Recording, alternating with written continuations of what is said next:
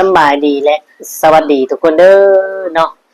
เอาทุกคนมื้อนี้ทุกคำก็มีคำถามหนึ่งอยากมาถามแล้วก็มีเรื่องหนึ่งที่อยากจะมาเล่าให้ฟังเนาะนั่นก็คือเรื่องของน้องมะนาวกับไอ้เกดพี่น้องเอ้ยเนาะที่ตอนนี้กำลังต้องการความช่วยเหลือแบบมากเลยทีเดียวก็ว่าได้เนาะเพราะว่าเพิ่นได้โทรมาหาตู้คำว่าอยากยืมเงินนำตู้คำเนาะ3,000 บาททางตู้คำเองก็บอกรายละเอียดที่ตุกคำให้ยืมมาได้เนาะเพราะตุกคำก็เห็นงานผู้เดียวตอนนี้ตุกคำก็ได้ลูกน้อยเพิ่มขึ้นเนาะแล้วก็น้องสมรักกับเขาโรงเรียนตุกคำใช้ชีวิตอยู่กรุงเทพมหานครเนาะหลายคนก็คือสิเข้าใจว่าต้องใช้จ่ายอย่างแน่เนาะนับแต่ค่าห้องค่าน้ำค่าไฟค่าลูกเขาโรงเรียนกินแต่ละมื้อแล้วก็น้องของน้องสมรักน้องมิลานี่ก็กินนมอีกพี่น้องเลยเนาะเอามีแต่ว่าทุกคนคิดเห็นจังใดผู้ใดมีก็ซอยแล้วในเด้อเนาะทุกคนว่าสิซอยต่อบอสิซอยน้องมะนาวบอดูว่าจังใดเนาะคอมเมนต์เข้ามาเอาไปฟังที่ว่าเพิ่นโทรมายืมเงินแล้วก็คุยกันกับทุกคำพี่น้องเนาะไป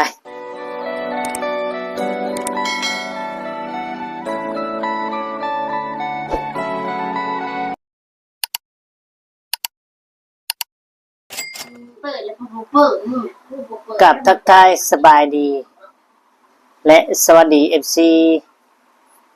พ่อแม่พี่น้องหมู่เพื่อนเบิดทุกคนทุกท่านเพราะว่าจะอยู่ฝั่งไทยฝั่งลาวหรือว่าต่างประเทศก็ยินดีต้อนรับเข้าสู่ช่อง YouTube ตู้คำปันสุขเด้อพี่น้องเด้อเนาะเอาพี่น้องมาเจอพ่อตู้คำมื้อนี้เนาะก็อยู่ห้องพี่น้องก็บ่มีหยังหลายมื้อนี้อ่าคือมีเรื่องราวที่จะมาเล่าให้ทุกคนฟังหรือว่าให้ทุกคนออกความคิดเห็นช่วยกันเนาะพี่น้องเนาะหรือว่าสิเอาจังไดดีเนาะเพราะว่าเฮาก็เคยช่วยเหลือเพิ่นนะเนาะเฮาก็เคยช่วยเหลือเพิ่นในอีกอย่างนึงเฮาก็บ่แม่นว่าสิจะได้จะดำปานนั้นเนาะเพียงแต่ว่าเฮาก็อยู่ในจุดที่ว่า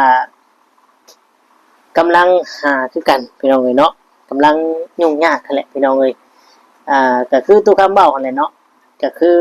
เรื่องน้องมะนาวพี่น้องเอ้ยเนาะตู้คำเห็นตัวซิดเอาลงอยู่แต่ว่า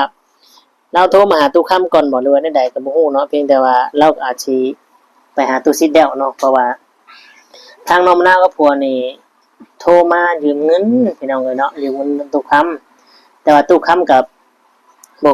ถามว่ามันหลายบ่เนาะยืมก็บ่หลายพี่น้องก็ประมาณ 3,000แล้วว่าเรายืมเนาะตู้คำก็เลยบอกรายละเอียดไปเนาะรายละเอียดอีหยังพี่น้องรายละเอียดก็คือตอนนี้ตู้คำก็ได้ลูกน้อยอีกเนาะก็ได้น้องสมรักก็เข้าโรงเรียนอีกพี่น้องเอ้ยเนาะค่าใช้จ่ายก็เพิ่มขึ้นพี่น้องเอ้ยและน้องสมรักก็บ่ได้กินนมแม่เนาะกินนมผงกินนมซื่อพี่น้องเอ้ยตู้คำก็บอกรายละเอียดไปแล้วว่าตู้คำก็เฮ็ดงานผู้เดียวตอนนี้เนาะทำงานคนเดียวค่าใช้จ่ายหลายพี่น้องเอ้ยเนาะและตอนนี้ก็นี่พี่น้องนอนอยู่ตักนี่ได้นี่ก็เนาะเพิ่นให้พี่น้องเอ้ยเนาะนี่รับแล้วพี่น้องเดี๋ยวจะเอาเข้าอู่แล้วนี่นี่พี่น้องนี่น้องนาวเห็นบ่นี่นี่น้องสมรักได้นี่เนาะโอ้ยมื่นตาเลยแล้วนี่แหละพี่น้องเอ้ยเนาะเหตุผลที่ว่าตุกคำบ่ได้ตอบตกลงน้องมะนาวไปและอีกอย่างหนึ่งก็ถ้าสมมติว่าเนาะเพิ่นได้สมมติว่าตุกคำมีเนาะสมมติว่าตุกคำมีให้ยืมให้เพิ่นยืมเนี่ยเพิ่นลงมาหาเงินหาค่ำแล้วย่านมันเกิดปัญหาทีหลังบ่ย่านพ่อเฒ่าแม่เฒ่าเพิ่นแน่ว่าเนาะว่าโอ้ยสิเกี่ยวข้าวหยังเลยตุกคำนึงให้เพิ่นลงไปหยังประมาณนี้นะเนาะแต่ว่ามันก็คือมาเลยเนาะแม่เฒ่าเราก็บอกเฮ็ดเวียกคือเราบอกอะไรเนาะมาบอกหลอกเราเคยเฮ็ดเวียกนะเขาก็เข้าใจทั้งสองฝ่ายเนาะพี่น้องเอ้ยก็คือหลายคนเห็นนั่นแหละเนาะบางเทื่อไอ้เกียรติเรากลับไปเลี้ยงงัวก็คือเลี้ยงแต่งัวบางเทื่อเลี้ยงงัวมากอ่ะบางเทื่อเราก็บ่ได้เฮ็ดหยังเราก็ไปเลี้ยงงัวไม่เท่าก็คิดว่าสิเลี้ยงแต่งัวบ่อนก็มีเฮาก็บ่ฮู้เนาะเพียงแต่ว่าเพิ่นก็บอกให้ใช้เวทใช้งานตามที่เฮาเบิ่งคลิปนั่นแหละพี่น้องเอ้ยเนาะนี่แหละตู้คำเหตุผลที่ตู้คำ บ่มีให้ยืมพี่น้องเอ้ยเอาไปเดี๋ยวทุกค่ำจะพาไปเบิ่งไปชมคลิปเสียงเนาะที่เฮาได้คุยกันกับเพิ่นว่าเพิ่นว่าจังไดแน่เนาะไปเบิ่งไปชมกันเลยพี่น้องเอ้ยเนาะ มีเงินให้ยืมมีบ่วะ จังบ่ เฮ้เฮ้เฮ้ สบายดีมีแห้งอยู่บ่ ติดแล้วพี่น้องเอ้ยเนาะ ฮะ อยู่ ติด ดี ตัก มี เลยนี่ แค่เงินใช่ ติดตักบ่ บ่ให้บ่มีเงินบ่ได้งานก็บ่มีเงินใช้แล้วเฮ้ยเนาะว่า ยืมแล้วก็เงินน่ะ เฮ้ยยืมช่วงนี้สิมีให้บ่วะได้ลูกใหม่นุ่มชื่อลูกให้เงินชื่อนุ่มลูกก็ยังอันนั้นอยู่เดี๋ยวนี้หาเงินผู้เดียวแล้วเดี๋ยวนี้นะ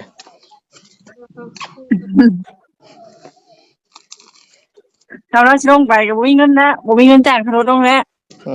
ม บ้านแล้วจ้ะ ครับผมก็ลอง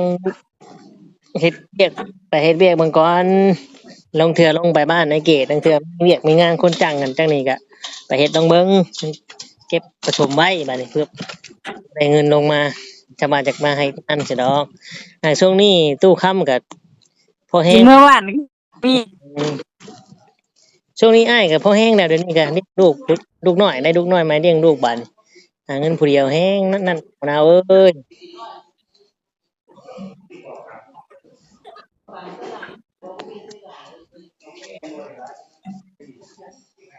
เนาะ เออ เออเฮ็ดหยังล่ะอยู่บ้านเป็นหยัง เกี่ยวหญ้าให้งัวนะเลี้ยงงัว อืมอยากลงมาหาเงินที่บ้านนี่ แม่น ตอนนั้นคือว่าลงไปเฮ็ดสวนกาแฟบ่แม่นบ่ ไปอยู่สวนกาแฟกะ เป็นจังได๋ซะบัดนี้คือบ่เฮ็ดอยู่พุ่น ไปแล้วเฮาเฮ็ดเวียกบ่ได้กลับมา ลงมาอยู่พี่แฮงนั่นแหละแฮงยากกว่าอยู่พุ่นได้น้องมะนาวเอ้ย ไปแต่เราผู้เดียวเองนะ ราคา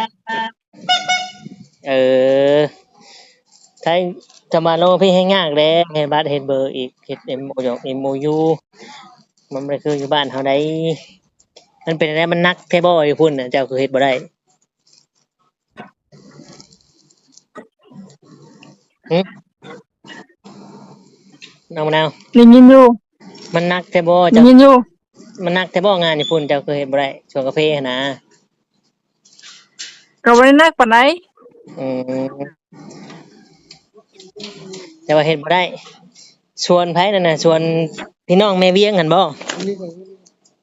แม่น อืมโอ้ยแม่เวียงเราซอยอยู่เราให้ไปเฮ็ดงานนำนั่นเราอยู่ยังว่านั่นมันก็บ่หนักติแต่ว่าเฮ็ดได้ติ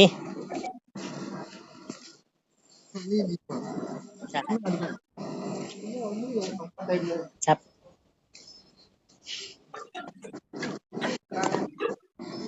นั่นแหละลองหาซอกเบิ่งอยู่บ้านไผรับจ้างหยังก็ไป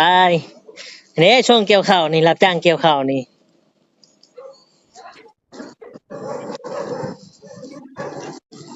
ยินบ่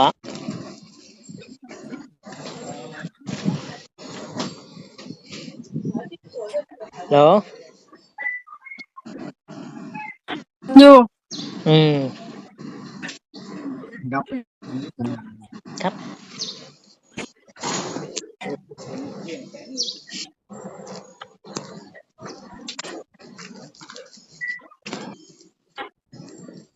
อยู่เพื่อนนี่แหล้วฝนตก เออแล้วลองเบิ่งไอ้เกดเอ้ยทางนี้ก็ข้อยก็พอข้อยได้ไอ้เกดเอ้ยข้อยก็ได้ลูกน้อยเลี้ยงลูกพุดหาเงินผู้เดียวบัดนี้ฮะเลี้ยงสามคนผู้พ่อแม่ไอ้เกดเอ้ยช่วงเป็นช่วงอยู่อ่าสิอยู่ลำบากนิดนึงก็ว่าได้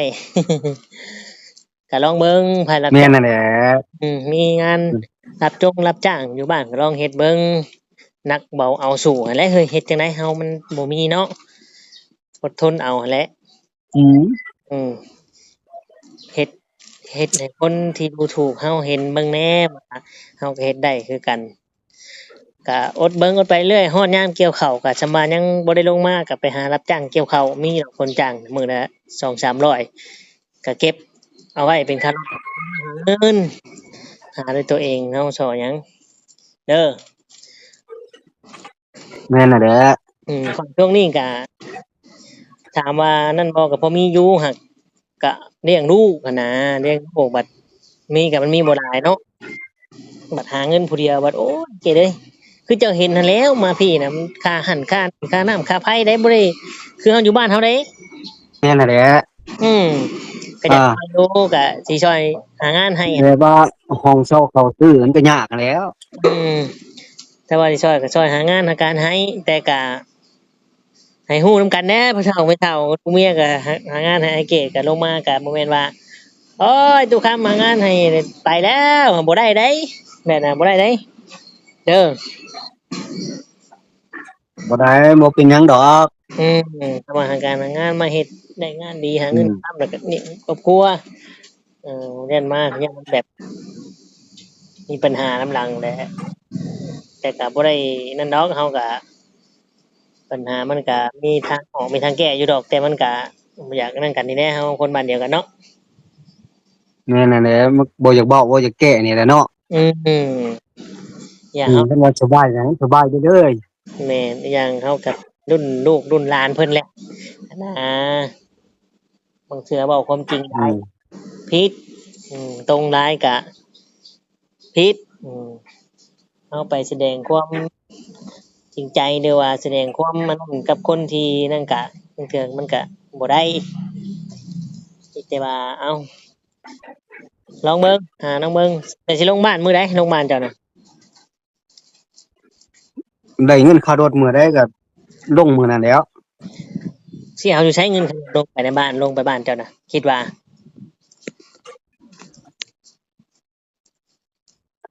จะว่าฟังเบิ่งจักอาทิตย์นี้สิโทรขอน้ำลูกนั่นแหละอีกลองเบิ่ง โอ้หั่นนี่ก็ยังมีลูกอยู่กรุงเทพอยู่เด้เพิ่นลองเบิ่ง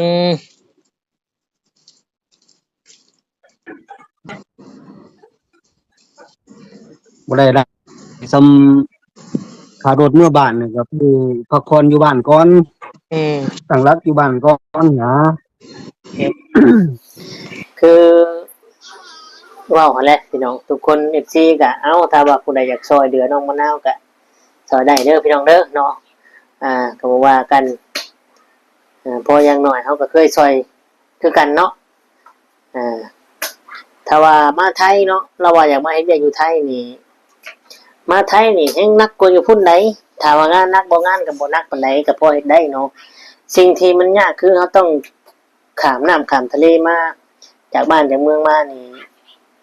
หนึ่งเนาะหนึ่งเนี่ยเฮาต้องเฮ็ด MOU บัตร MOU และถ้าว่าเฮายังบ่มีเงินนี่เพิ่นก็ออกให้ก่อนนายจ้างเฮานี่เพิ่นออกให้ก่อนแหละหักเงินเดือนเฮาแต่กรณีที่ว่าชวนกาแฟที่น้องมะนาวไปเนี่ยก็เป็นมุ่งเป็นเวลาคือกัน แต่ว่าไปเผาสวนกลับมาเฮ็ดเวียกอยู่พี่มันต่างกันไหนพี่น้องอยู่พี่สมมุติว่าอยู่ร้านอาหารเนาะเข้างาน9:00 น9:00 นเช้าได้9:00 นเช้าจนฮอด9:00 นกลางคืนหรือ3-4 ทุ่มเนาะเลิกเฮ็ดได้บ่เนาะคือต้องมีความอดทนและขยันและมีความซื่อสัตย์ต่อหน้าที่การงานและเจ้านายเฮาเนาะคือทุกคำนี่ไผก็อยากได้ไปเฮ็ดเวียกเฮ็ดงานเนาะพี่น้องแต่ตอนนี้ทุกคำเฮ็ดงานผู้เดียวคือว่าแหละพี่น้องเนาะก็เลี้ยงลูกไปนำต้องขอโทษไอ้เกมนี้ก็น้องมะนาวนำเนาะที่ว่าบ่มีให้ยืมพี่น้องเอ้ยเอาก็โอเคเนาะประมาณนี้ทุกคนก็เบิ่งเอาฟังเอาแล้วก็ตัดสินเบิ่งเนาะขอขอบคุณหลายๆ FC เด้อที่เขาเบิ่งมาชมกดไลค์กดแชร์กดติดตามและกด Subscribe ให้ขอบคุณหลายๆสำหรับคลิปนี้เนาะทุกคำก็สิได้ขอตัวกล่าวคำว่าสำบายดีและสวัสดีครับ